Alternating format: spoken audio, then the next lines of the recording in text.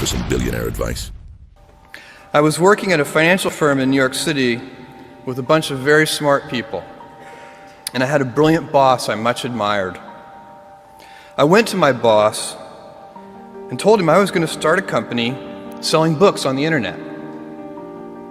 He took me on a long walk in Central Park, listened carefully to me, and finally said, "That sounds like a really good idea, but it would be an even better idea for someone who didn't already have a good job."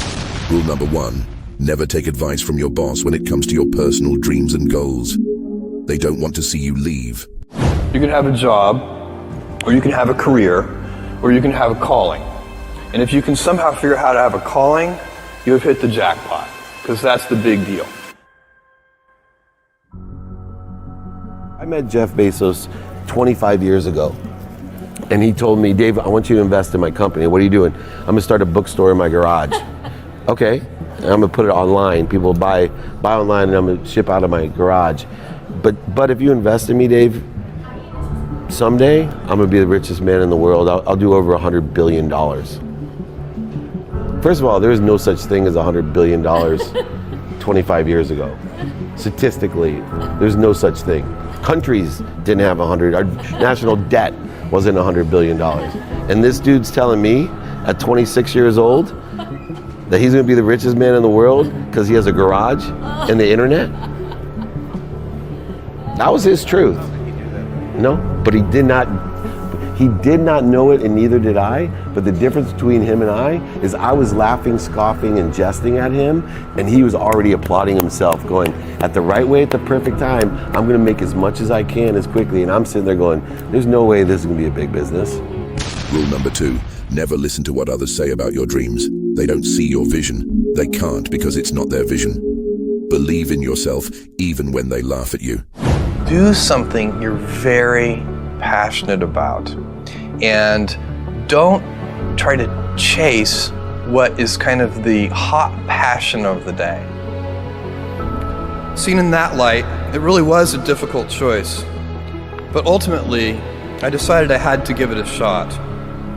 I didn't think I'd regret trying and failing, and I suspected I would always be haunted by a decision to not try at all.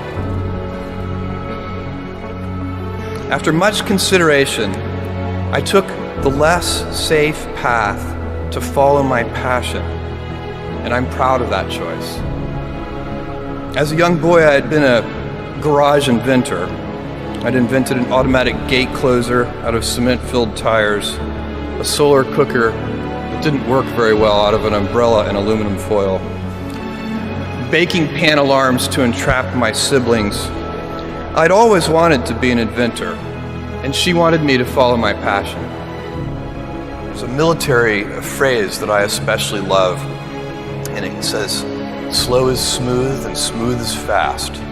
And I have seen that in every endeavor I've ever been in.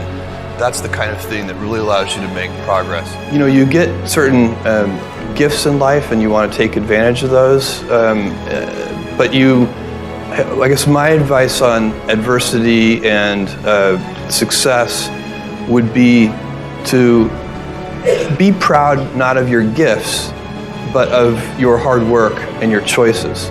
So, you know, you may be, the kinds of gifts you get in life, you know, you might be really good at math. It might be really easy for you. That's a kind of gift. But practicing that math and taking it to the next step, that could be very challenging and hard, and take a lot of sweat.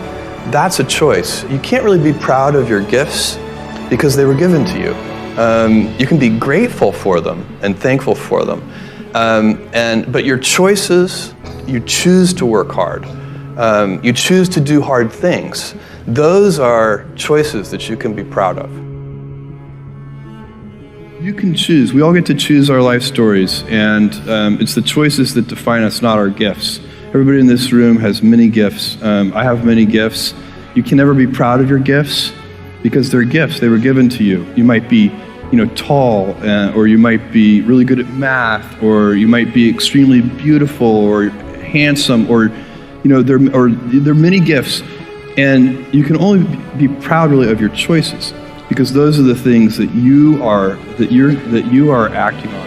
And one of the most important choices that each of us has, and you know this just as well as I do, is you can choose a life of ease and comfort, or you can choose a life of service and adventure.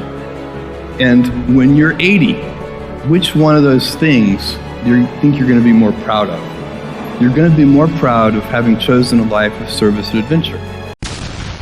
Rule number 3, don't place value on your talent.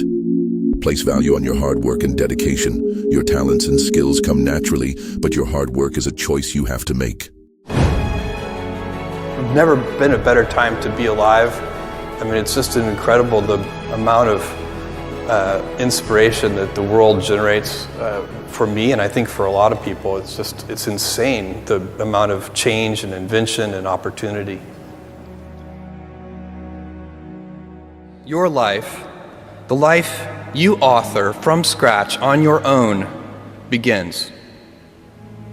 How will you use your gifts? What choices will you make?